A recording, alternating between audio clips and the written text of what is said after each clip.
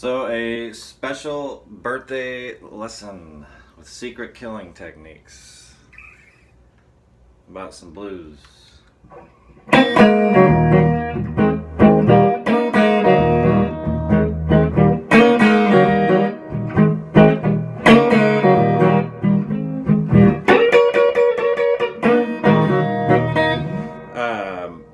Just a couple of things to do, one thing to know.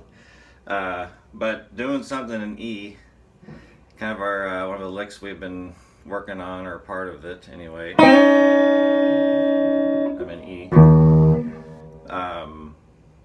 Is that there's a lot of things that does. But in that case,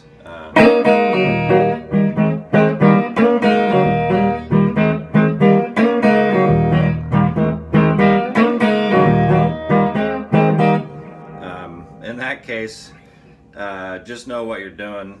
You're sliding up to the 5 and the 7 with an open E.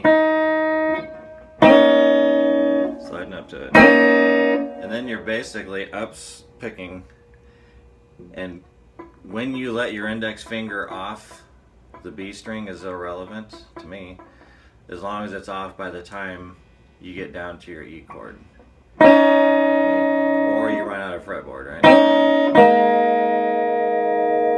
But that's the lick. And you're just stroking the first, second, and then the third string, that's G sharp, the third of E. My bad. It's early. It's A, the fourth of E.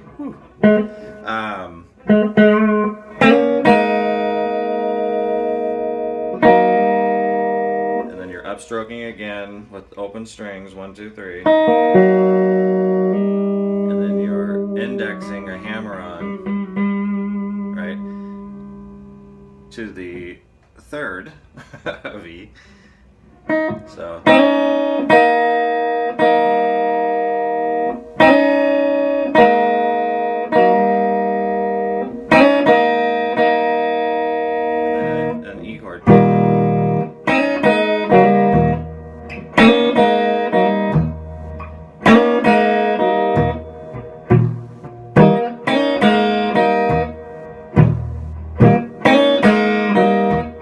Something like that, kind of work on that kind of feel, or just work that out.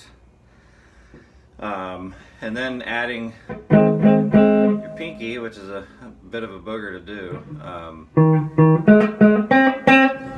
to the riff.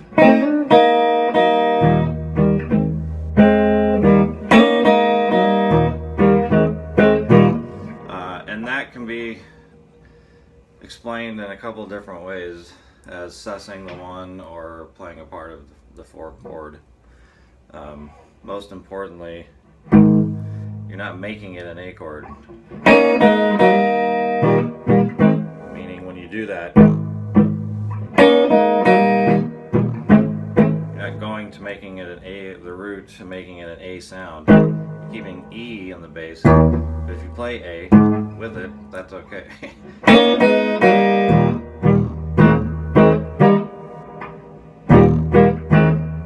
That's a riff unto itself. So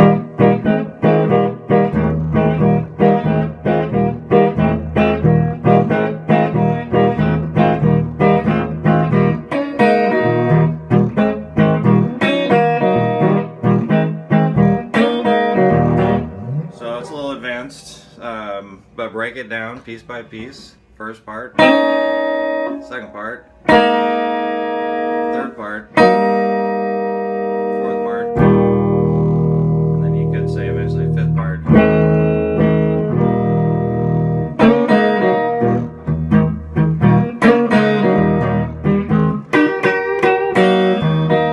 So check that out. Let me know if it if it works out for you. If not, for future use. Something else to maybe consider, work on, not think of for the future, is taking one of your A or open riffs, all of the things that come from that, and maybe just making it a little different. So speaking a little bit to the point of improv or improving and using vocabulary and doing what you do, putting a different feel on it. So in that one,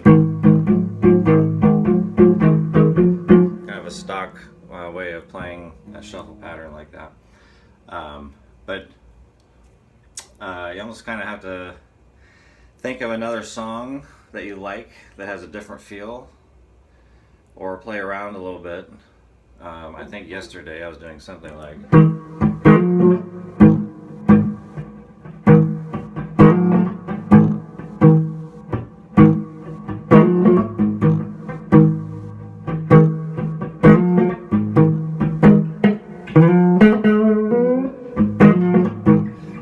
Something like that. And so you can try that or try doing different things.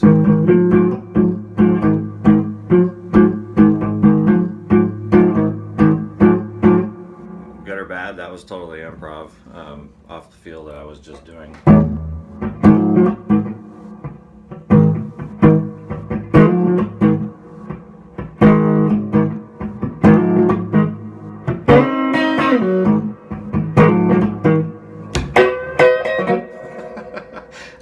So give that a try too. Just take the stock, thing that we all know. I can't say it this morning.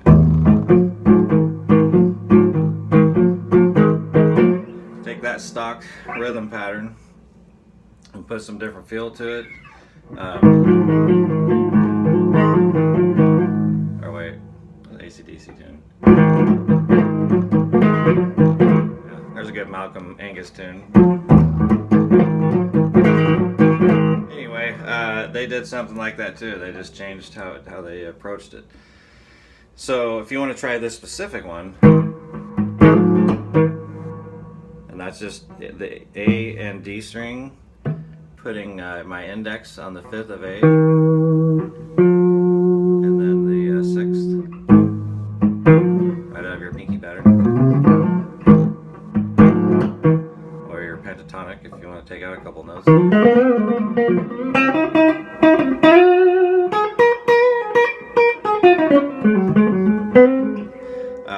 But take that pattern.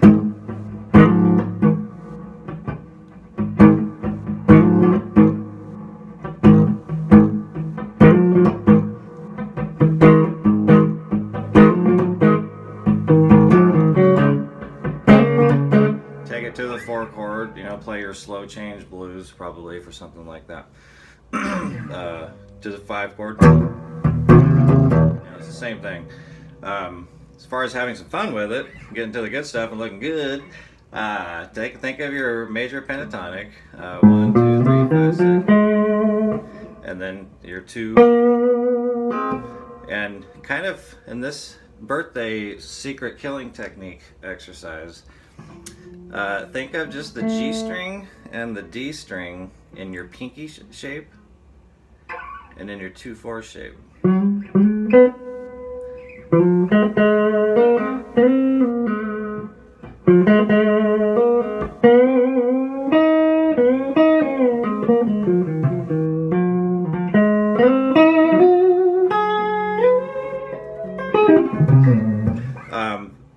Think of just those 2 strings in your pinky and your middle finger shape, and then add the B string.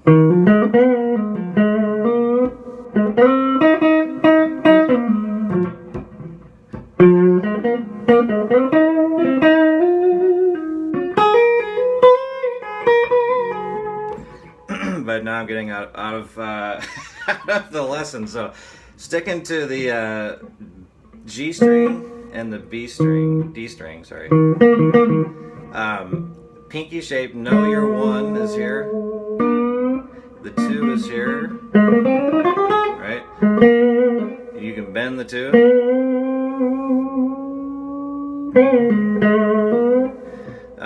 You can just play it, bend it. But to the middle finger shape, the only probably thing you're going to be doing is as far as the G string and the D string that I'm trying to enforce here, is already seeing that 6 is, or actually, hold on a second. Yeah, 6 is also in your 2/4 shape, right? And know that your index on the D string is 5 of A. So you have 5, 6, 1, 2, and a bend, which kind of gives you a minor third and a major third, depending on how big the bend is. And so I don't want to take too long here, but try to get from whatever position to, whoops, now I'm gonna, yeah, no, I'm good. Go to the notes in the pentatonic scale that are in your 2/4 shape on the same G and D string, which happen to be the third, the root, and that's 6, as I was just saying, and 2, which is of course the same 2 in your pinky shape, or your pinky. So yeah.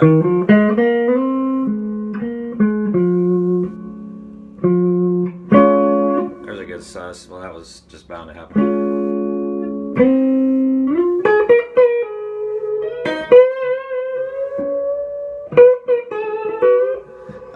And so back and forth. What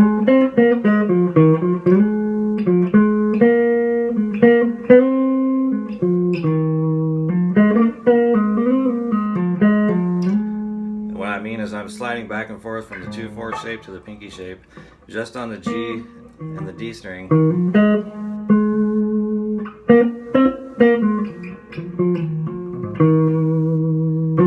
Which eventually is going to pair with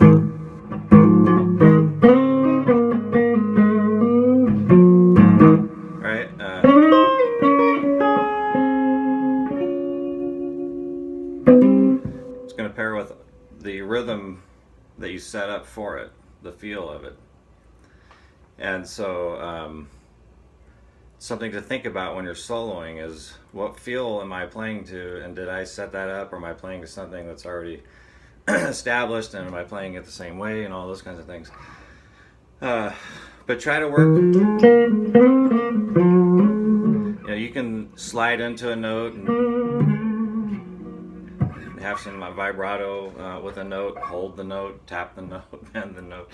But in this little exercise of G and D string in major pentatonic in your pinky and 2/4 shape, know that probably the only note you're going to bend intentionally is the 9 or 2.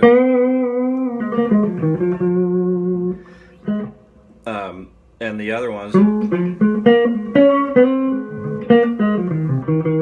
course I'm getting out of those strings accidentally, but see if you see that shape of the 2 shapes of 1, 2, 3, 1, 6, 5, 3,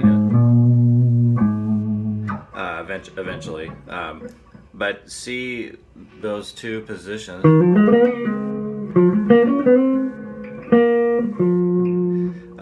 And in that 2/4 shape, what's going to be a little confusing is the 1 is here, and what's down here, it's with your index and gives you all these options. When it's up here with your pinky, you have to think a little differently, and you'll work through that at some point. But work between those 2. Whoops. Just those 2 strings.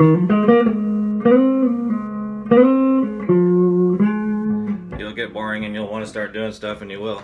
But then add the B string right on the 5, right out of my 2/4 shape. So happy birthday